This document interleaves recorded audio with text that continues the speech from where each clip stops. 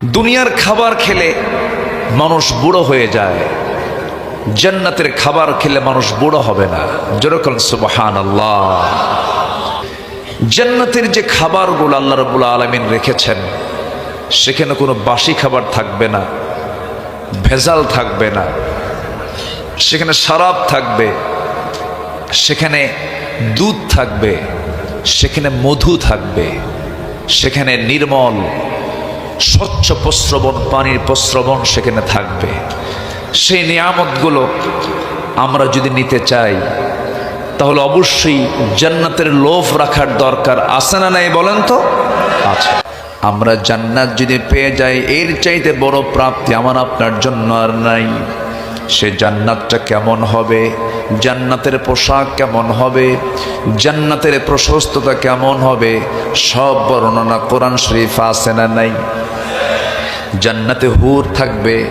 আল্লাহ তাআলা জান্নাতে সব কিছু রেখেছেন। জান্নাতের যদি লোভ কারো মধ্যে ঢুকে যায়, জান্নাতের লোভ ঢুকলে দুনিয়ার লোভ আর তাকে আক্রান্ত করতে পারবে না। এই জন্য আমাদের থাকতে হবে কিসের লোভ বলেন তো? আরো জোরে, কিসের লোভ? জান্নাতের লোভ থাকতো। সেই লোভটা কখন সৃষ্টি হবে? যখন জান্নাতের জ্ঞানটা যখন আমার মধ্যে ঢুকবে, যে জান্নাতে এই এই বিষয়গুলো সেখানে আছে। কিন্তু জান্নাতটা কাদের জন্য?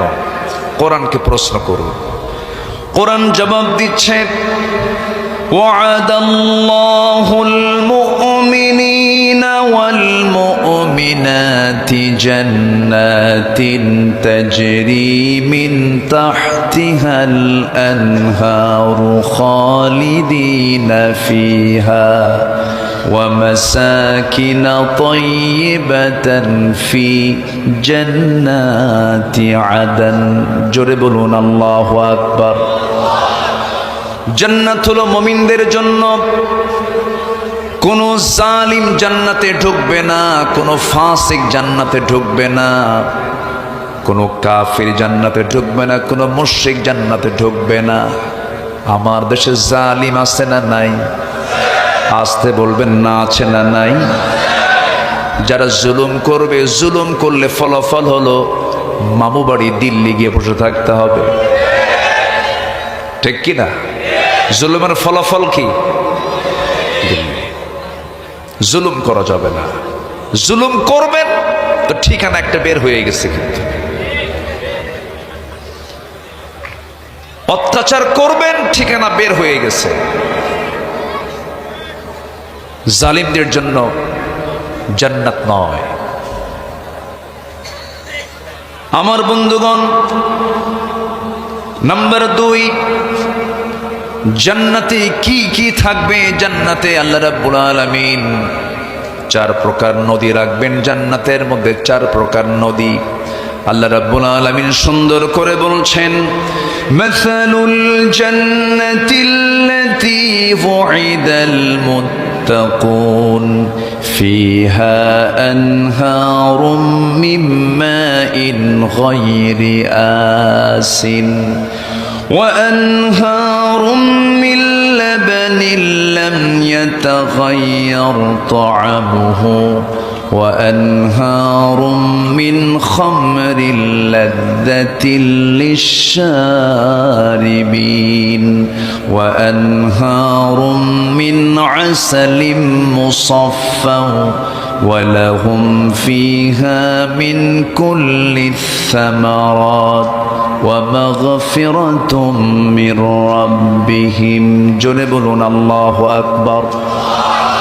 সূরা মুহাম্মদ আয়াত নাম্বার 15। আল্লাহ রাব্বুল আলামিন জান্নাতের মধ্যে মুত্তাকিদের জন্য, মুত্তাকিরা জান্নাত পেয়ে যাবে, তাদের জন্য 4টা নহর থাকবে। নাম্বার 1 হলো পানির নহর থাকবে, দুধের নহর থাকবে, শরাবের প্রস্রবণ থাকবে, এবং সেখানে থাকবে হলো আল্লাহ রাব্বুল আলামিন মধুর নহর রেখে দিয়েছেন। দুনিয়ার মধু, দুনিয়ার পানি, দুনিয়ার দুধ পান করলে বুড়া মানুষ বুড়া হয়ে যায়, কিন্তু জান্নাতের মধু, জান্নাতের দুধ যদি কোনো বান্দা একটা বার পান করে, যৌবন শক্তি ডাবল ডাবল হয়ে যাবে, সে কোনোদিন বুড়া হবে না। জোরে কোন সুবহানাল্লাহ।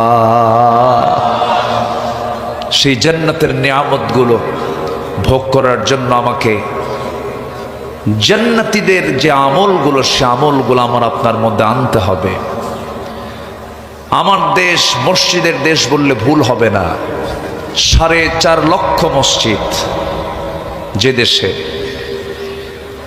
আমার একটা সফর ছিল বেশ কয়েক বছর আগে সাউথ কোরিয়াতে। সাউথ কোরিয়ার সিওলে যখন আমি গেলাম, একটা ক্যাপিটাল সিটিতে ঢুকে আমি নামাজের জায়গা পাচ্ছি না।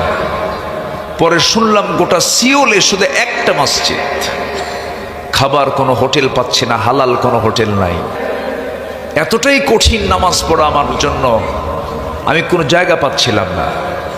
আর আমার দেশ, একটা গ্রামের ভিতরে 3-4টা করে মসজিদ আছে না নাই?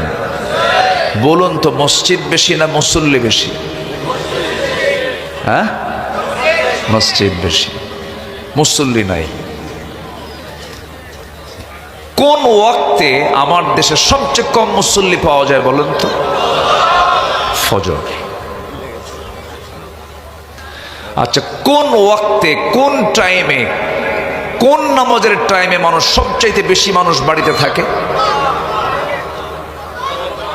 ফজর। ফজর, ফজরই বাড়িতে থাকে। ঠিক আছে কি না? তাহলে এই যে ফজরের সময় সবচেয়ে কম মুসল্লি, মসজিদে মানুষ বাড়িতে বেশি থাকে, বাড়িতে মানুষ করেটা কি? মেরাজে যায়। কই যায়? নামাজ পড়ে না।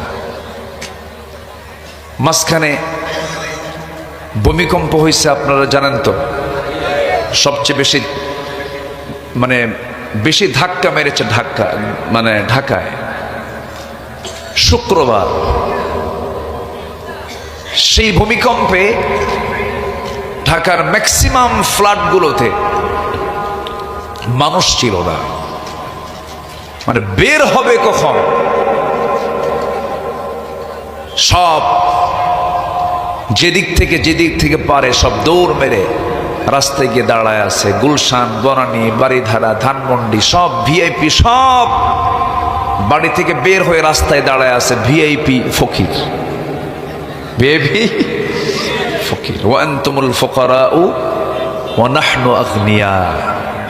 এই যে সবগুলো যে এক ধাক্কায় সব রাস্তায় দাঁড়ায় গেল, কার ভয়ে? এই তো রাত 2টা বাজছে, কি এমনি? আল্লাহর ভয়ে। কার ভয়ে? মরার ভয়। আচ্ছা, জান্নাতটা পাওয়া যাবে মরার পরে না মরার আগে? বলেন, মরার পরে না মরার আগে? আচ্ছা, আল্লাহর সঙ্গে সাক্ষাৎ হবে মরার আগে না মরার পরে? তাহলে মরার দরকার আছে না? আজ থেকে মরার দরকার আছে না নাই? মরলেই তো জান্নাত পাবো, মরলেই তো আমরা আল্লাহর সঙ্গে সাক্ষাৎ করতে পারবো। মরবে না, সব দৌড় মেরে রাস্তায় দাঁড়ায় গেছে। আল্লাহর ভয়ে যদি হয়তো ফজরে যদি দাঁড়াতো, আল্লাহ তাআলা হয়তো ভূমিকম্পই দিতেন না। ঠিক কি না? কিন্তু এখন ভূমিকম্পের তফসির তো এখন হচ্ছে মোটামুটি। প্রথম তফসির করছে হচ্ছে দিল্লি বসে, যে আমার বিরুদ্ধে রায় হওয়ার কারণে পরপর 2বার ভূমিকম্প হয়েছে। জানেন না আপনারা? এইগুলো আজে বাজে কথাগুলো বলে আল্লাহ তো নারাজ হয়ে যাবে। ভূমিকম্পের কারণ কেন, কি জন্য হয়, এটার জন্য আলেমদেরকে জিজ্ঞাসা করেন। কোরআন হাদিসের ব্যাখ্যায় আছে না নাই? আছে না নাই? অযৌক্তিক কোনো কথা মুখ থেকে বললে আল্লাহর কাছে জবাব দিতে হবে। রাগ করতেছেন নাকি আপনারা? ভূমিকম্প হয়, আমরা যে জমিনে বসবাস করছি এটার নিচে কিন্তু শান্ত না, চরম অস্থিরতা। কিছু প্লেট আছে, টেকটনিক, এই প্লেটগুলো নড়াচড়া করে, এটা শক ওয়েভ তৈরি হয়। এই শক ওয়েভ তৈরি হলেই এটা নড়ে ওঠে। মানুষ যখন পৃথিবীতে আসে নাই, এই পৃথিবী যখন মানব শূন্য ছিল, তখন আল্লাহ তাআলা আরো বেশি ধাক্কা দিয়েছেন। এর মধ্যে একটা ধাক্কা হচ্ছে যেটাকে বিগ ব্যাং বলা হয়। আধুনিক বিজ্ঞান তাকে বিগ ব্যাং বলেছে। প্রচন্ড ধাক্কা হয়েছে। আল্লাহ তাআলা এই তথ্য কোরআনে কারীমে আজ থেকে আরো বহু আগে দিয়েছেন। আল্লাহ রাব্বুল আলামিন বলেন,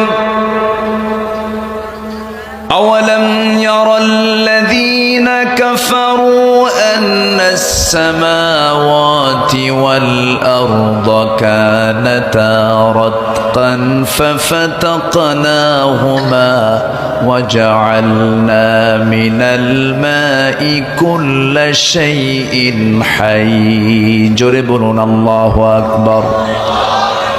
কাফেররা কি দেখে না এই আসমান এবং জমিনকে আমি আল্লাহ রাব্বুল আলামিন একসঙ্গে লাগানো রেখেছিলাম, এরপরে প্রচন্ড একটা ধাক্কা দিয়েছি। ফাফাতাকনাহুমা, এই দুটার মধ্যে একটা ধাক্কা দিয়ে মহাশূন্যের পয়দা করেছি। জোরে বলুন সুবহানাল্লাহ। এই ভূমিকম্প রোধ করার জন্য আল্লাহ রাব্বুল আলামিন পাহাড় দিয়েছেন। সেই পাহাড়গুলোকে আল্লাহ রাব্বুল আলামিন পেরেকের মতো করে দিয়েছেন। ওয়াল জিবালা আওতাদা, আমি আল্লাহ রাব্বুল আলামিন পেরেকের মতো পাহাড়গুলোকে বানায়া দিয়েছি। চট্টগ্রামে পাহাড় বেশি, সিলেট অঞ্চলে পাহাড় বেশি। আবার ভাববো না উত্তরবঙ্গে পাহাড় নাই, পাহাড় সেখানেও আছে, হয়তো আমার দেশের বর্ডারে নাই, আমার দেশের মধ্যে নাই, কিন্তু পঞ্চগড়ের সঙ্গে লাগানো আছে পৃথিবীর সবচেয়ে বড় অহংকারী সেই পাহাড় হিমালয়। এই যে পাহাড়গুলো রেখেছেন কেন? যেন পৃথিবী যেন আন্দোলিত না হয়, পৃথিবী যেন নড়াচড়া না করে পাহাড়গুলো মাঝে মাঝে দিয়ে দিয়েছেন। এই পাহাড়গুলোর এরিয়াটা আল্লাহ রাব্বুল আলামিন আমরা চোখে যতটুকু দেখতে পাই তার ফাউন্ডেশন হলো 90 ভাগ, আর উপরে দেখতে পাই হলো 10 ভাগ। সুবহানাল্লাহ বলা যাবে না? আমার বন্ধুগণ, আমার ভাইয়েরা, এই যে আযাব গজবগুলো মাঝে মাঝে আসে, ফজরের সময় ঘুমায়া থাকি, শুক্রবার নামাজটা হয় না। আমার বন্ধুগণ, আমার ভাইরা, জান্নাত যদি পেতে চায়, জান্নাতে যাওয়ার 1 নম্বর শর্ত হলো আমলওয়ালা ইমানদার হতে হবে। আমলওয়ালা ইমানদার হতে হবে। একটা প্রশ্ন করব আপনাকে, বলুন তো আমার দেশে নামাজি বেশি না ইমানদার বেশি? হুজুর নামাজ নাই তো ইমান তো আছে। নামাজ না পড়ি কি আছে? এখন বলুন আমার দেশে নামাজি বেশি না ইমানদার বেশি? ইমানদার বেশি। কি ফতুয়া দিয়ে দিল? নামাজ নাই, কি আছে? ইমান আছে, কড়া ইমান। আমার বন্ধুগণ, নামাজ পড়তে হবে, নামাজকে ছেড়ে দেওয়া যাবে না। আজকে 54 বছর অতিক্রম হচ্ছে। এই জাতি 54 বছরে মদের আইন দেখেছে, সুদের আইন দেখেছে, বেশ্যাবৃত্তির লাইসেন্সও দেখেছে, কিন্তু আমার দেশে কত সরকার গেল আসলো, আজ পর্যন্ত কেউ জাতিকে জাহান্নাম থেকে বাঁচানোর জন্য নামাজের আইন কেউ পাশ করতে পারলো না। ঠিক কিনা? ঠিক কিনা? অথচ আল্লাহ রাব্বুল আলামিন বলেন, আল্লাযীনা ইম্মাক্কান্নাহুম ফিল আরদি আকামুস সালাহ ওয়া আতাবুস যাকাতা ওয়া আমারু বিল মা'রুফি ওয়া নাহাউ আনিল মুনকার ওয়ালিল্লাহি আকিবাতুল উমুর। সূরাতুল হজ, বাড়িতে গিয়ে 40 নম্বর আয়াত দেখে নেবেন। আব্দুল্লাহর কথা নয়, আব্দুল আমিন তার নিজের বাবার কোনো কথা বলছে না, তার নিজের কোনো কথা বলছে না। সূরা হজের 40 নম্বর আয়াত আল্লাহ বলছেন, আমি যাদেরকে ক্ষমতা দেব তারা 4টা আইন তারা পাশ করবে। আল্লাহ বলছেন, ওয়ালাউ আন্না আহলাল কুরা আমানু ওয়াত্তাকাউ লাফাতাহনা আলাইহিম বারাকাতিম মিনাস সামাই ওয়াল আরদ। জোরে বলুন আল্লাহু আকবার। এই আইনের মধ্যে নামাজের আইনটা কয় নাম্বার বলেন? আসতে বলবেন না, কয় নাম্বার? আবার জাহান্নামে যাওয়ার 1 নাম্বার কারণ কি বলেন? নামাজ। আবার সবচেয়ে বেশি শাস্তি দেওয়া হবে জাহান্নামে 1 নাম্বার কি বলেন? বেনামাজিকে। সবচেয়ে বেশি শাস্তি কাকে দেওয়া হবে? কোরআনকে প্রশ্ন করুন। কোরআন বলছে, ফাখালাফা মিন বা'দিহিম খালফুন আদাউস সালাতা ওয়াত্তাবাউশ শাহাওয়াত ফাসাউফা ইয়ালকাউনা গায়্যা। নামাজ যারা নষ্ট করবে আমি তাদেরকে জাহান্নাম, শুধু নয় জাহান্নামের গর্তের মধ্যে আমি তাদেরকে ঢুকায়া ছাড়বো। কত ভয়ঙ্কর শাস্তির কথা! আল্লাহ কত রেগে গিয়েছেন নামাজ না পড়ার কারণে। নামাজের গুরুত্বটা কি? একজন সাহাবীর কথা মনে হয়ে গেল এই মুহূর্তে। সাইয়েদনা ওমর ফারুক রাদিয়াল্লাহু তাআলা আনহু কয় নাম্বার খলিফা ছিলেন? 2 নাম্বার খলিফা ছিলেন। সারা জীবন দোয়া করেছেন, আল্লাহুম্মা রযুকনি শাহাদাতান ফি সাবিলিক ওয়াজআল মাউতি ফি বালাদি রাসূলিক।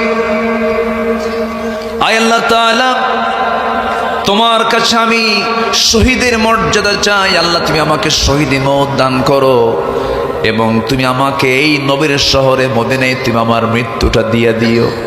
এই দোয়া তিনি প্রায় করতেন।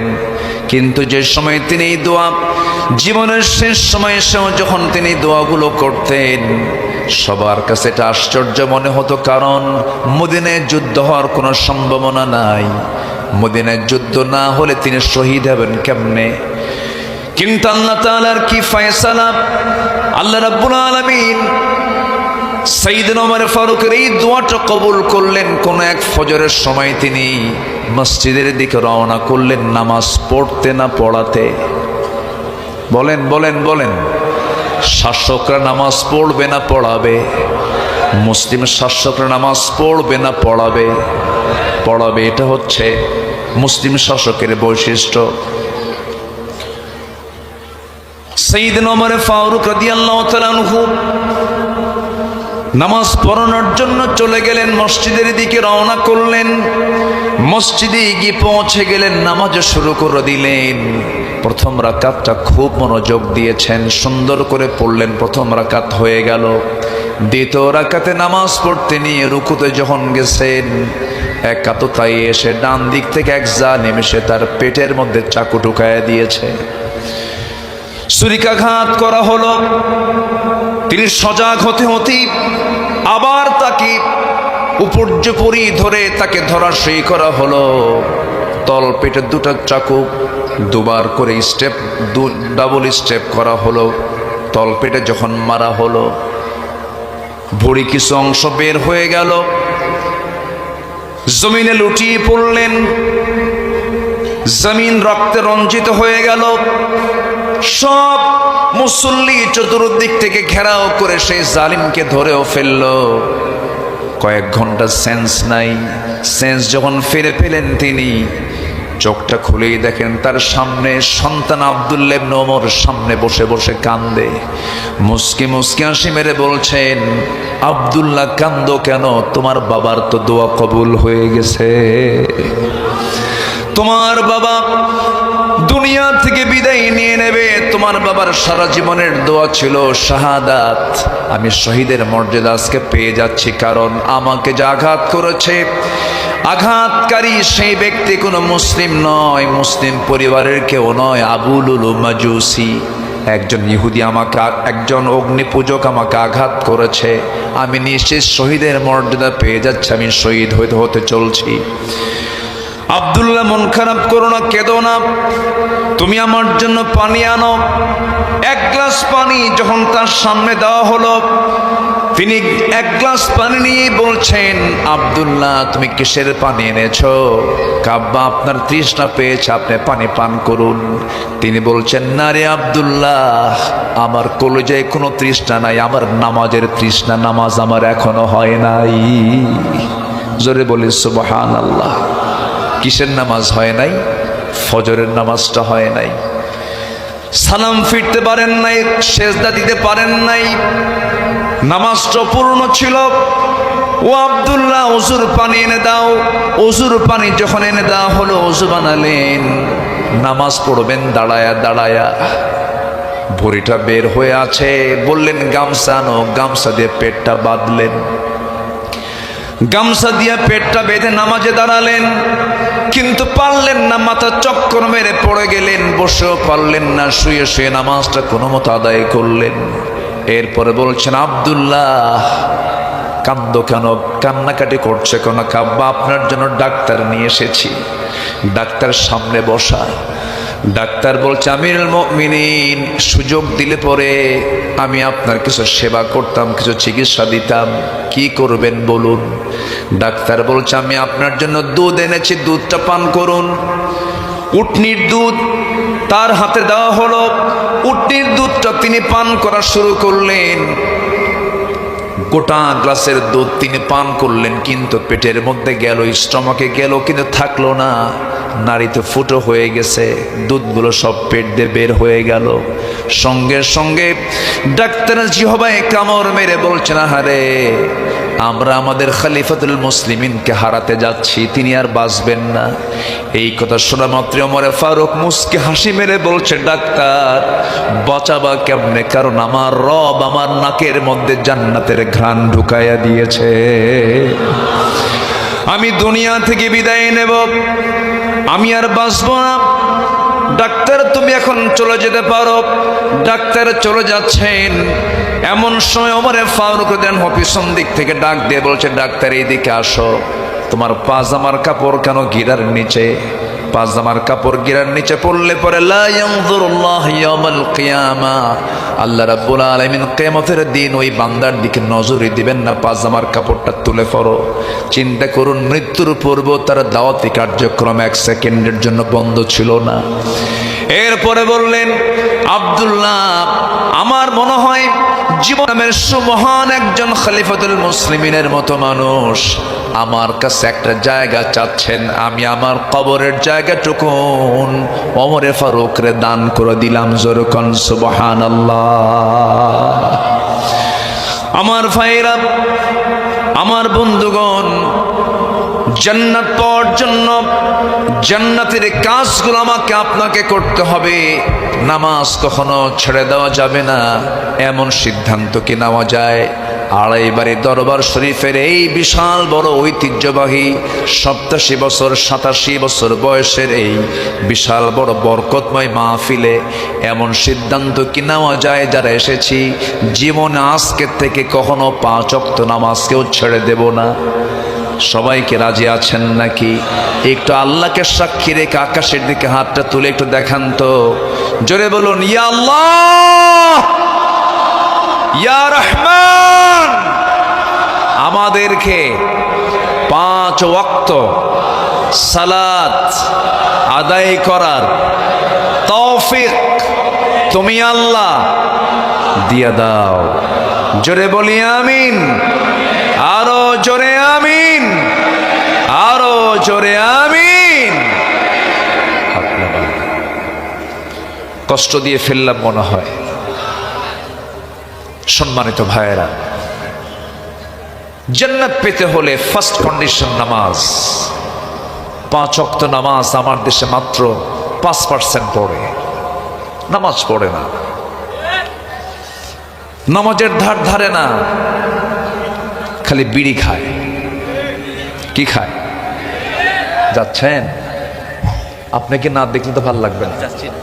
আচ্ছা, কি খায়? কি খায়? বিড়ি খায়। ভাত বেশি খায় না বিড়ি বেশি খায়? বিড়ি বেশি খায়। এত বিড়ি খায়। বিড়ি যে তামাক থেকে হয়, এই তামাকের গাছ আপনারা দেখেছেন কিনা জানি না। তামাকের আবাদ এখন সবচেয়ে বেশি হয় এখন গ্রেটার রংপুর, কুষ্টিয়া, মেহেরপুর, এদিকে চট্টগ্রাম অঞ্চলের ওই কি বলে কক্সবাজারের রামুখিয়া, ওই দিকে এই তামাকের আবাদগুলো হয়। তামাকের গাছ দেখতে এত সজীব পাতা, খুব তরুতাজা পাতা, বড় বড় পাতা। তো আমি একদিন এরকম বিশাল বড় এক তামাকের মাঠ দেখে, আবাদ দেখে এক চাষিকে বললাম, ভাই যে এই সবুজ সবুজ পাতাগুলো, এগুলো বেড়া দেয় না? ছাগল গরু তো খেয়ে ফেলতে পারে। মুসকে হাসি মেরে কয়, হুজুর কুত্তাও খায় না। কি কথা কি বুঝতেছে না? তো বললাম তাই? তাহলে এই তামাক যে ক্ষতি করে এটা ছাগলও বোঝে, গরুও বোঝে। কে বোঝে না? মানুষ বোঝে না।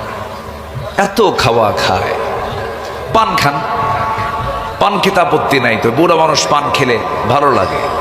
আমি আমার দাদার মুখের রসালো চিবানো ওই পান আমি নিয়েছি, আমি নিয়ে খেয়েছি। দাদাদের হাতে পানের বাটা থাকলে বানায়, খান, পান খেতে আপত্তি নাই তো।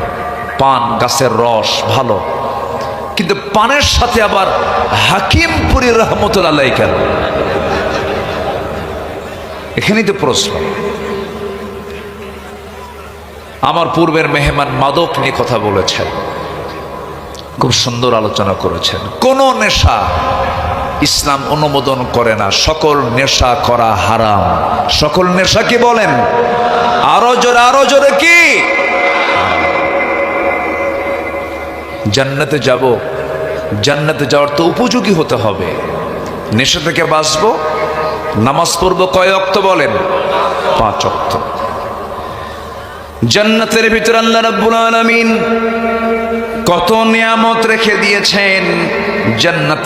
জান্নাতীদের যে পোশাকটা হবে, সেই পোশাকটা হবে রেশমি পোশাক, যা দুনিয়াতে পরা জায়েজ নাই। স্বর্ণালঙ্কারে মিশ্রিত হবে। স্বর্ণালঙ্কার দিয়ে আল্লাহ রাব্বুল আলামিন ডেকোরেট করবেন। জান্নাতীদের পোশাকগুলো হবে অন্য ধরনের পোশাক হবে। আল্লাহ রাব্বুল আলামিন বলেন, ইন্নাল্লাযীনা আমানু ওয়া আমিলুস সালিহাতি ইন্না লা নুদিউ আজরা মান আহসানা আমালা أولئك لهم جنات عدن تجري من تحتهم الأنهار يحلون فيها من أساور من ذهب ويلبسون ثيابا خضرا من سندس واستبرق متكئين فيها على الأرائك نعم الثواب وحسنت مرتفقا جربون الله أكبر সূরাতুল কাহাফ আয়াত নম্বর 30-31 আল্লাহ রাব্বুল আলামিন জান্নাতের মধ্যে বান্দার পোশাকগুলো করবেন দামি দামি রেশমি পোশাক, স্বর্ণ দিয়ে মোড়ানো। এমন সুন্দর দামি পোশাক পৃথিবীর কোনোদিন কেউ পরতে পারবে না, এমন পোশাক জান্নাতে থাকবে। জোরে বলুন সুবহানাল্লাহ। জান্নাতের মধ্যে ইমানদাররা পরিবার সহ মিলিত হবে। পরিবার সহ কি সহ? সব পরিবারের সবাই যদি জান্নাতে চলে যায়, জান্নাতের মধ্যে সব পরিবারগুলো একসঙ্গে থাকবে। বউ নামাজ পড়ে না, বউটাকে আস্তে করে বলবো, বউ এইদিকে আসো, তুমি নামাজ কেন পড়ো না?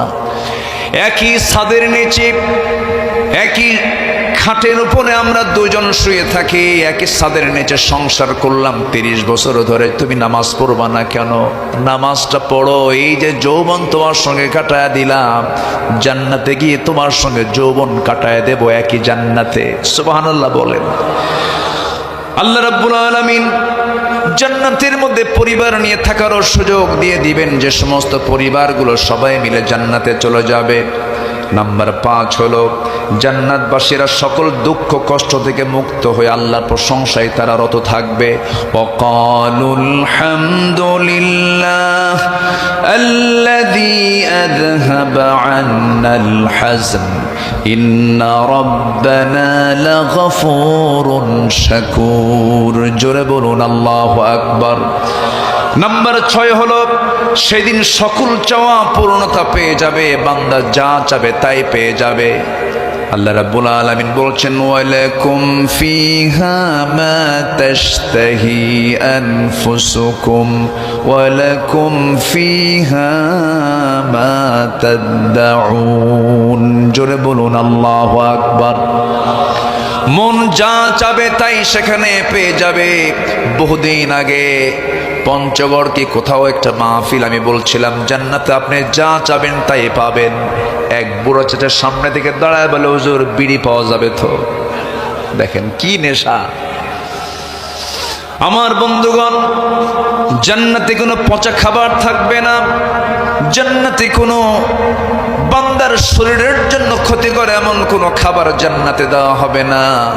সেই জান্নাতের মধ্যে কি থাকবে? পরিশুদ্ধ জীবন সঙ্গী থাকবে। আল্লাহ রাব্বুল আলামিন বলছেন ওয়ালাহুম ফিহা আজওয়াজুম মুতাহহারাতুন ওয়া হুম ফিহা খালিদুন। জোরে বলুন আল্লাহু আকবার। জান্নাতের সর্বশ্রেষ্ঠ নিয়ামত হলো আল্লাহর সন্তুষ্টি এবং আল্লাহর সঙ্গে সাক্ষাৎ হয়ে যাবে সেদিন। জোরে বলি সুবহানাল্লাহ, আল্লাহু আকবার। আমার আপনার সবচেয়ে বড় প্রাপ্তি হলো আমরা আল্লাহর সঙ্গে জান্নাতে দেখা করার সুযোগ পাব। সবাই দেখা করবেন না? সবাই দেখা করতে রাজি আছেন তো? আমার গোলাম সারওয়ার সাইদি রাহিমাহুল্লাহ আল্লাহর সঙ্গে সাক্ষাতে চলে গেছেন। আমি যখন এই দিক দিয়ে যাই, এটা তো একটা সফর হয়, যাওয়া হয়, আমি ওই দিক দিয়ে না গিয়ে আমি এই দিক দিয়ে যাই, সয়দাবাদ দিয়ে ভিতরে ঢুকে আমি এই দিক দিয়ে যাই, সালামটা দিয়ে যাই। আমার আজকে তার কিছু স্মৃতিচারণ হচ্ছে।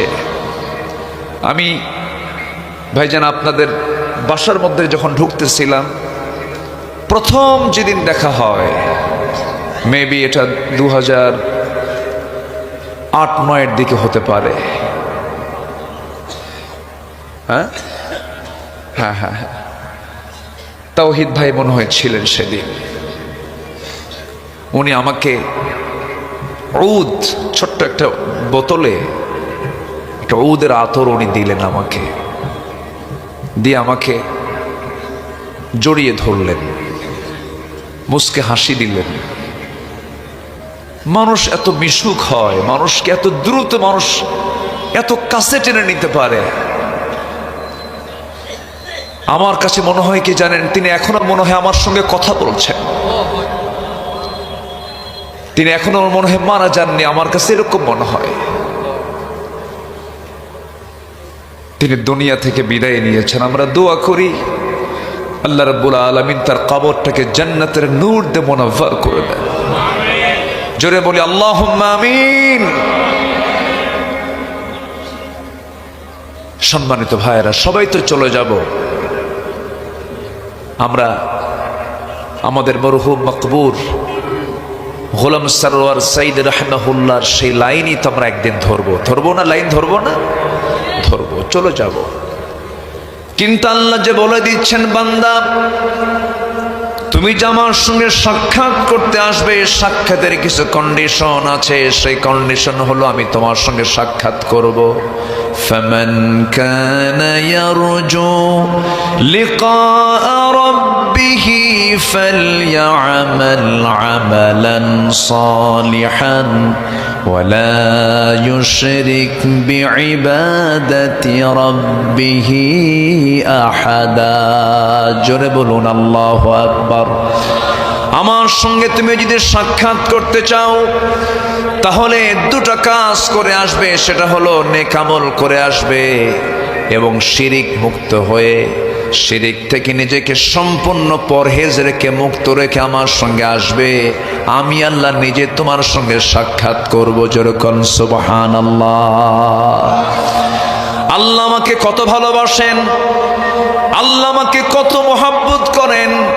এই যে এখন রাত 2টা পার হয়েছে, আমার আল্লাহ কিন্তু মাঝরাত্রিতে দুনিয়ার আকাশে চলে এসেছেন এবং তিনি নিজে বলছেন, কোন বান্দা চয়লা মিন মুস্তাগফিরিন ফাগফির লা, কোন ক্ষমা প্রার্থী আছে আমার কাছে ক্ষমা চাবে। তবে হ্যাঁ, মাহফিলের আলোচনা শুনতে বলতে যদিও কষ্টের সময়, এটা হয়তো কষ্ট হয়, কিন্তু এই সময়টা দোয়া কবুলের সময়। আলহামদুলিল্লাহ বলেন, সবচেয়ে বরকতময় সময় এটা। আমার বন্ধুগণ, আল্লাহ তাআলা বলেন, কোন ক্ষমা প্রার্থী আছো আমার কাছে ক্ষমা চাও। তিনি 7 আকাশ থেকে কিন্তু প্রথম আকাশে চলে আসেন। কত দূর পথ, আল্লাহ তাআলার শাজিমটা কত দূরে, সেই 7 আসমানের উপর থেকে তিনি দুনিয়ার আকাশে আমার জন্য আপনার জন্য আসেন। সুবহানাল্লাহ বলা যাবে না? আমি প্রথম আকাশের এই জমিনে আছি, আল্লাহ তাআলা প্রথম আকাশে এসে আমার কাছে সাক্ষাৎ করতে আসেন। আমার আল্লাহর আরশ আজিম কত দূর, একটু কানটা খাড়া করেন। আমার আল্লাহ কি পরিমাণ আমাকে ভালোবাসেন। আমার আল্লাহ প্রথম আকাশে চলে আসেন। আমার আল্লাহ তাআলার আরশ আজিমটা কত দূর। আমরা যেখানে বসে আছি এখান থেকে আমরা যদি সূর্যের দিকে তাকাই, সূর্যটা পৃথিবী থেকে 13 লক্ষ গুণ বড়। ওই সূর্যের চাইতে তারকাগুলো কোটি কোটি গুণ বড়। মানুষ চাঁদের দেশে গিয়েছে, মানুষ চলে গেছে হলো মঙ্গল গ্রহে চলে গিয়েছে, চাঁদ দেখেছে, মঙ্গল গ্রহ দেখেছে। এখন মানুষ যদি চিন্তা করে, চাঁদ দেখলাম, মঙ্গল গ্রহ দেখলাম, তারকার দেশ দেখতে যাব, সূর্যের দেশে তো যাওয়া সম্ভব নয়, জ্বলে পড়ে সারখার হয়ে যাবে। লক্ষ লক্ষ ডিগ্রি সেলসিয়াস তাপমাত্রা সূর্যের, সম্ভব নয় তারকার দেশে দেখতে যাব। যদি কেউ দেখতে যেতেও চায়, দুনিয়ার কোনো যানবাহন চলবে না, কপ্টার, এরপরে কোনো বিমান চলবে না, নভোযান ইউজ করা যেতে পারে। সবচেয়ে লেটেস্ট নভোযান হলো অ্যাপোলো 11। অ্যাপোলো 11-এর গতি হলো প্রতি ঘন্টায় 39,000 কিলোমিটার। 39,000 কিলোমিটারের বেগে যদি কোনো বান্দা যদি অ্যাপোলো 11-এ চড়ে যদি সেই পৃথিবীর সবচেয়ে নিকটবর্তী তারকার দেশ প্রক্সিমা সেন্ট্রায় যদি যেতে চায়, এই পৃথিবী নামক এই জমিন থেকে পৃথিবীর সবচেয়ে নিকটবর্তী তারকার দেশে তার যেতে সময় লাগবে 1,15,000 বছর মাত্র। যাবেন কারা কারা? হাত তোলেন।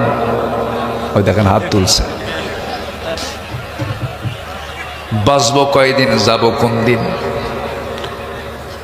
চিন্তা করে দেখুন কত দূরের পথ।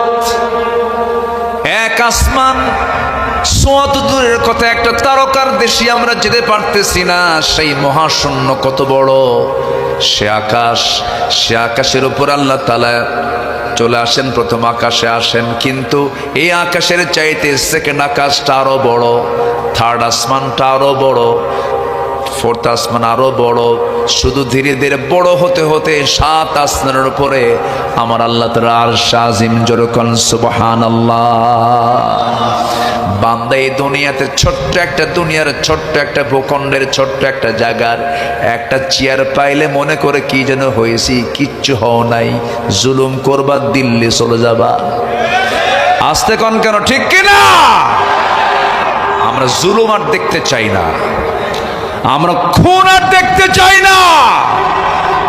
আমরা সুখী সমৃদ্ধশালী একটি সমাজ, রাষ্ট্র আমরা দেখতে চাই। জোরে বলি ইনশাআল্লাহ।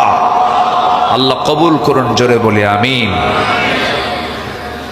সম্মানিত ভাইয়েরা, জান্নাতের চ্যাপ্টারটা হালকা করে একটু বলার চেষ্টা করলাম। এখন জাহান্নাম, জাহান্নামের ভয় নিয়ে আসার দরকার আছে না নাই বলেন তো? জাহান্নামটা কেমন হবে এটা কি শুধু ভাষায় প্রকাশ করলে কি বোঝা যাবে? না। জাহান্নামটা এক কথায় যত ভয়ঙ্কর, যেটা কোনোদিন কল্পনাও করা যায়নি, কল্পনায় আসবেও না, সম্ভব নয়, এমন একটা জাহান্নাম আল্লাহ পাক রেখে দিয়েছেন বান্দার জন্য। কোন বান্দার জন্য?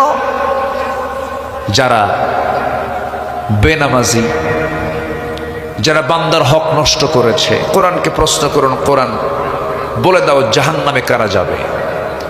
আল্লাহ রাব্বুল আলামিন বলেন, মা সালাকাকুম ফি সাকার ক্বালু লাম নাকু মিনাল মুসাল্লিন ওয়া লাম নাকু নুতঈমুল মিসকিন ওয়া কুন্না নাখুদু মা'আল খায়িদিন ওয়া কুন্না নুকাযযিবু বিয়াউমিদ্দিন হাত্তা أتانا اليقين فما تنفعهم شفاعة الشافعين জোরে বলুন আল্লাহু আকবার। জাহান্নামটা এত ভয়ঙ্কর, এই যে সূর্যটা যদি জাহান্নামের মুখের মধ্যে ছেড়ে দেওয়া হয়, জাহান্নামের মুখে ছেড়ে দেওয়ার সঙ্গে সঙ্গে সূর্যটা অবলীলায় হেরে যাবে। আল্লাহু আকবার। সূর্য খুঁজে পাওয়া যাবে না, এত বড় ভয়ঙ্কর জাহান্নাম। জাহান্নামটা এত ভয়ঙ্কর, জাহান্নামের একটা ভয়াবহ গর্জন থাকবে।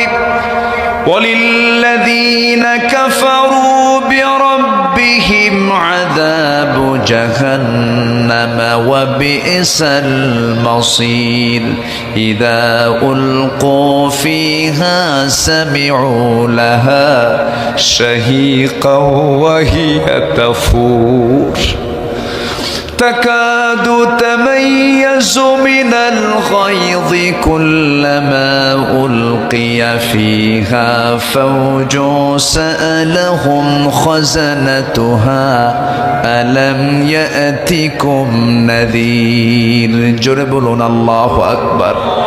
জাহান্নাম ভয়ঙ্কর ভাবে ডাকবে।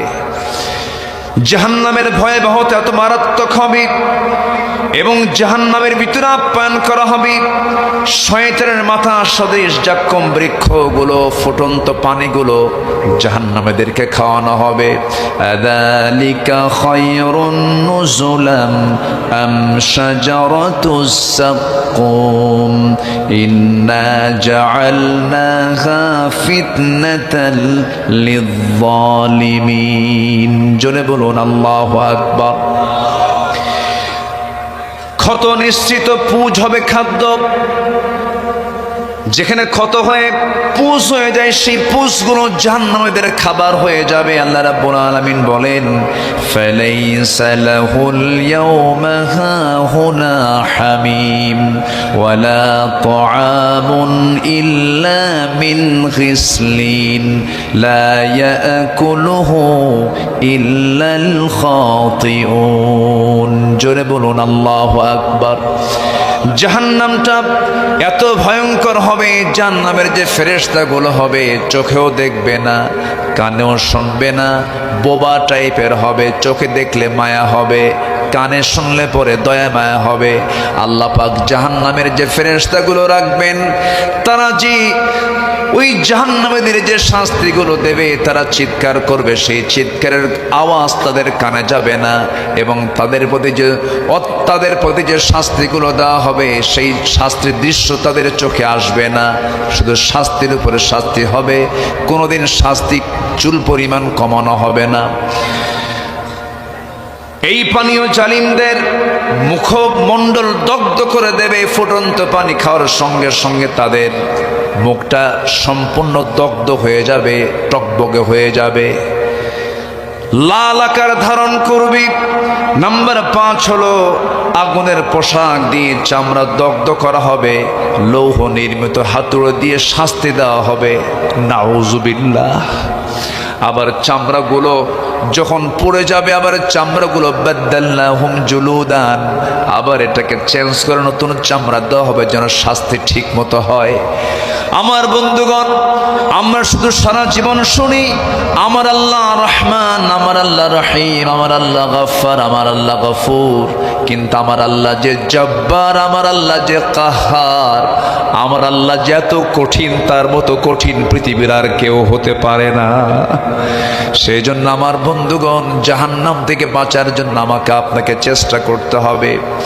সবচাইতে বড় পাশ হলো যে ব্যক্তি ফামান যুহজিহা আনিন নার ওয়া উদখিলাল জান্নাহ, যে ব্যক্তি জাহান্নাম থেকে নিজেকে মুক্ত করে জান্নাত পেয়ে গেল, ফাকাদ ফাজ, সে বান্দাটাই হলো বড় সফল। যেরকম সুবহানাল্লাহ। আমার ভাইরা, জাহান্নামটা খুব ভয়ঙ্কর জায়গা। সেই জাহান্নাম থেকে বাঁচার জন্য আমাকে আপনাকে বারবার চেষ্টা করতে হবে। চেষ্টা করব হারাম থেকে নিজেকে বিরত থাকার জন্য, হারাম কাজে কখনো যাব না। জান্নাতে যাওয়ার সহজ একটা সূত্র হলো হারাম কাজগুলোকে মাইনাস করে হালাল কাজগুলোকে নিজের জীবনে ট্রিট করব, জান্নাত সহজ হয়ে যাবে। আমার বন্ধুগণ, জাহান্নামে যাবে আবার কারা?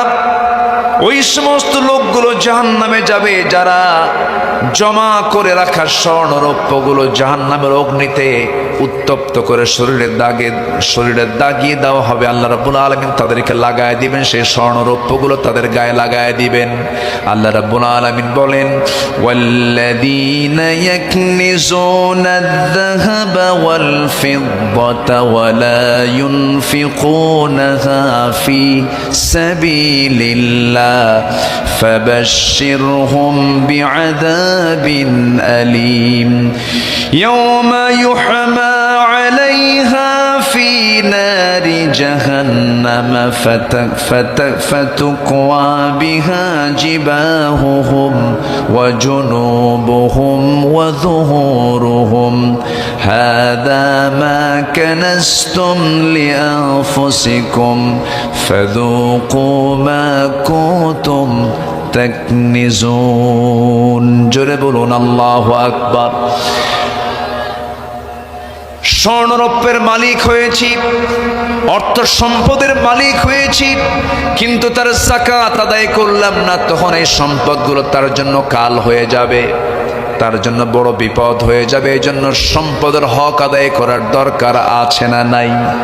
আসতে বলবেন না, আছে না নাই? জাহান্নাম থেকে বাঁচার জন্য অবশ্যই হক আদায় করতে হবে। নাম্বার 7 হলো কোনো মুহূর্তের জন্য আযাবকে কখনো লাঘব করা হবে না। ওয়াল্লাযীনা কাফারু লাহুম নারু জাহান্নাম লা ইউকদা আলাইহিম ফায়ামুতু ওয়া লা ইউখাফফাফু আনহুম মিন আযাবিহা কাযালিকা নাজজি কুল্লা কাফ। জোরে বলুন আল্লাহু আকবার। আমার বন্ধুগণ, সেই ভয়াবহ জাহান্নাম থেকে বাঁচার জন্য, জান্নাত লাভের জন্য আমাকে আপনাকে চেষ্টা করতে হবে। একজন সাহাবীর কথা মনে হলো, সাহাবীর নাম হচ্ছে আবু দাহদাহ। কি নাম? আবু দাহদাহ রাদিয়াল্লাহু তাআলা আনহু। এক এতিমের খেজুর গাছ, সেই খেজুর গাছটা সীমান্ত জায়গায় পড়েছে, দুই জমির মাঝখানে পড়েছে। এতিম সন্তানটা ওই প্রতিবেশী জমিওয়ালার কাছে গিয়ে তার লোক দিয়ে বলে ফেললো, এই খেজুর গাছটা দিলে পরে আমার প্রাচীরটা হয়ে যাবে, প্রাচীরটা দেওয়ার ব্যবস্থা করে দেন। কিন্তু প্রতিবেশীর যে জায়গা ছিল সেই জায়গাওয়ালার নাম হলো আবু লুবাবা। আবু লুবাবা। আবু লুবাবার কাছে প্রস্তাব দেওয়া হলো। আবু লুবাবা বলল, না, আমি খেজুর গাছ দেব না, আমি প্রাচীরও হতে দেব না। সঙ্গে সঙ্গে এই রিপোর্টটা নবীর কান পর্যন্ত চলে গেল, কারণ এতিমদের পক্ষে ছিলেন মুহাম্মদ সাল্লাল্লাহু আলাইহি ওয়াসাল্লাম। আমার নবীজি আবু লুবাবাকে ডাক দিয়ে বলছেন, আবু লুবাবা এদিকে আসো, তুমি যদি আজকে এতিমের জন্য এই একটা খেজুর গাছ তুমি যদি দান করতে পারো, তুমি কি জানো আল্লাহ রাব্বুল আলামিন আমি তোমার জন্য দোয়া করব, তোমাকে সুন্দর একটা জান্নাত দিয়ে দিবেন। যেরকম সুবহানাল্লাহ। তুমি দিয়ে দাও, এতিমকে বিপদে ফেলে দিও না। আবু লুবাবা তাও বলে ফেললো, না আমি দেব না।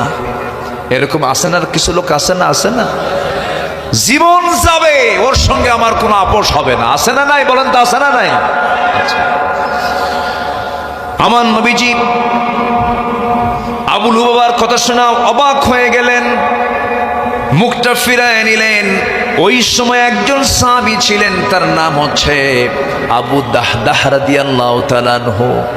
সঙ্গে সঙ্গে এই কথাটা তিনি লুফায়া নিয়ে বলছেন, হুজুর আবু লুবাবা তো দিল না, কিন্তু আমি যদি সেই ব্যবস্থা করে দিই আমি কি জান্নাত পাবো নাকি? আল্লাহু আকবার। আমি কি সেই জান্নাতটা পাবো নাকি? হ্যাঁ, তুমিও পাবে, তুমি যদি দিতে পারো। আমার রাসূল সেই জায়গা থেকে চলে গেলেন। সঙ্গে সঙ্গে ওই সাহাবী আবু দাহদাহ আবু লুবাবার সঙ্গে বসে গেলেন। বলছেন, আবু লুবাবা শোনো, এই গাছটার বিনিময়ে তুমি যা চাইবা আমি তাই দেব, আমাকে গাছটা দিয়ে দাও, আমি তোমার থেকে গাছটা কিনে নেব। এবার বলছেন, না দেব না, আমি বেচবো না। তুমি কি চাও?